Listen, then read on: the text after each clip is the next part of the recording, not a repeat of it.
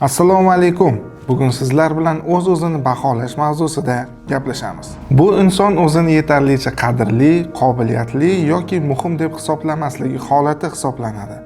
Xo'sh, bu o'zi qanday paydo bo'ladi? Birinchi sabab bolalik tajribasi.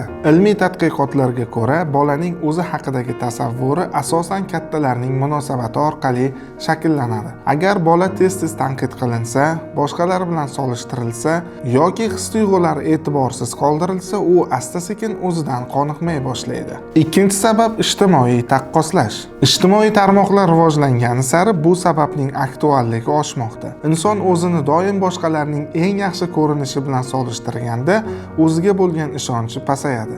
Chunki biz boshqalarning faqat natijasini ko'ramiz, jarayondan esa butunlay bexabarmiz. Uchinchi sabab ichki tanqidiy ovoz. Men buni qila olmayman, baribir muvaffaqiyatsiz yakunlanadi kabi avtomatik fikrlar kelishi. Ko'pincha bu ovoz avval eshitilgan tanqidlarning ichimizdagi aks sadosi bo'ladi. Bir narsani yodimizdan chiqarmasligimiz kerak. O'z-o'zini baholash tug'ma bo'lmaydi, u shakllangan psixologik model hisoblanadi. Demakki, uni o'zgartirish mumkin. Eng avvalo salbiy fikrlarni real va sog'lom fikrlarga almashtirish, shuningdek o'z qadrini tashqi baholardan mustaqil ravishda shakllantirishni o'rganish lozim.